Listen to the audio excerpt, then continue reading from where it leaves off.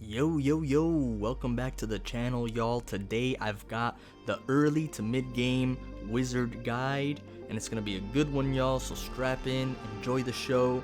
And if you find it useful, if you find that I missed something, if you find that, I don't know, your baby don't want to watch Tactics Ogre videos, just leave it in the comments. Leave it in the comments for me to see, y'all, alright?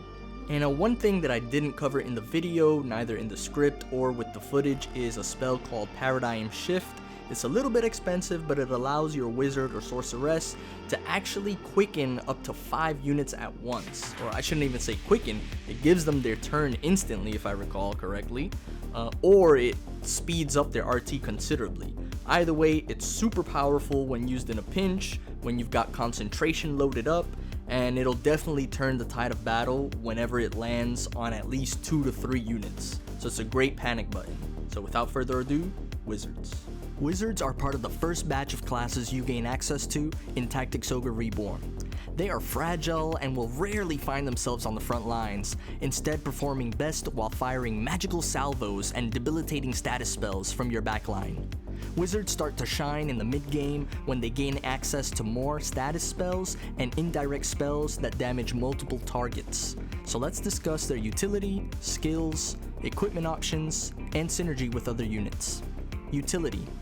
Wizards are experts in all things magical, so you can count on them to rain down a plethora of status effects or damage onto enemy units you encounter. In this respect, they're quite flexible and will greatly reduce the difficulty of engagements with a little bit of luck, accuracy, and positioning. Generally, any combination of early game spells will be sufficient, but it's great to roll with at least one damaging spell for picking off archers or bulky units that your physical damage dealers might be struggling with. Since they're always operating from the rear, they should always be safe barring archers or sneaky flanking units. However, if a melee unit tore through your front line, this unit might be in danger. Skills. Support. Insight 1 allows wizards and sorceresses to boost their total MP by a small percentage, which in turn synergizes well with their auto skill Meditate. They also gain access to coax should you feel brave enough to recruit an early game lizard in the Chapter 1 Gamp fight or several Chapter 2 battles. Keep in mind it'll be dangerous as they'll need to be up close and personal for the best recruit chance. As far as weapon skills go, they can use cudgels and shields. Early on, wizards and sorceresses gain access to Meditate, which has a chance of automatically triggering at the start of your turn and restoring a bit of MP. This allows you to continue raining fire on your opponents consistently. Concentration is another early skill which will increase your spell accuracy, enabling you to consistently inflict statuses like Sleep, Slow, Stun, Charm, and Petrify. As you enter the mid-game, they also gain access to Conserve RT, which negates the RT cost of your next spell. You'll still pay up that MP on use though. Whenever this one triggers, feel free to fire off a spell that would cause your wizard to wait endlessly for the next turn otherwise. Active skills. They don't have any. Equips. Wizards have horrible equipment options throughout the early and mid game. As soon as you get access to crafting in Chapter 2, make sure you upgrade their loadout. The circlet, the robes or magus robes, linen slops, and their defensive ring. Upgrade them all to their +1 variants. Feel free to equip them with a shield too for extra survivability. Upgrading your cudgel early on will also grant your spells extra range as well, so keep an eye out for that opportunity too. Synergy. Wizards are one of those units that complement your entire army. Their missile spells have a chance to inflict an elemental averse, which is great if a nearby friendly of the matching element can capitalize for that extra damage. If you watch my live stream, Chapter 2 Chaos Route Part 2, you'll see a battle against the ninja where my sorceress successfully charmed an octopus and a dragon in the same battle, making the fight considerably easier. You'll also see her finish off multiple enemies throughout that video with HP Drain, one of their most damaging spells. And it heals you too. Closing thoughts. You'll have to dance more often with this unit, which is a bit tricky for newer players. And by that I mean the following. You'll have to learn when to advance a bit more aggressively to either kite an enemy unit, or when to actually reach a unit so that you can land your spell. Those two, and then you'll also have to balance the fact of when can you retreat to preserve your unit's life, and that's all gonna come with time.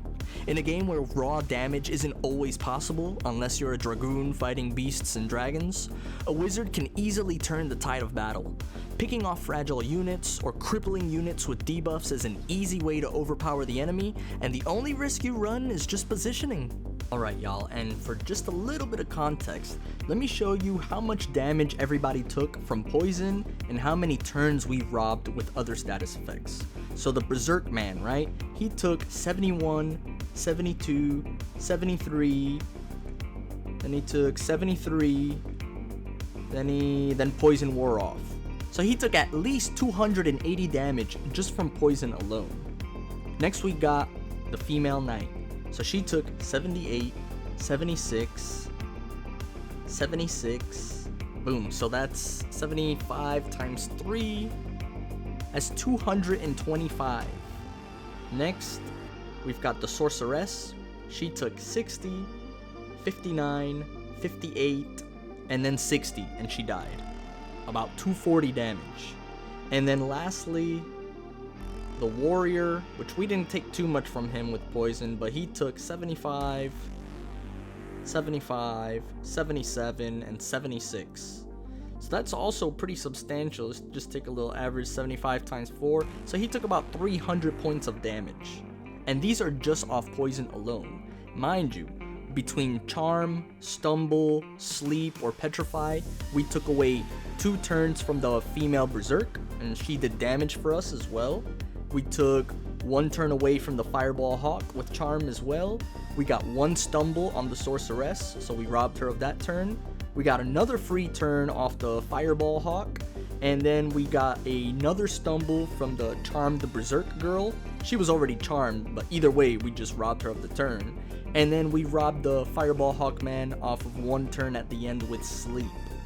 So yeah, pretty powerful stuff. Pretty powerful stuff, y'all. As you can see, they can deal decent damage with HP drain with their level 2 missile spells. They could even hit multiple targets once you unlock the level 2 indirect spells. That's pretty cool. I'm not that far yet, so please don't judge me, guys.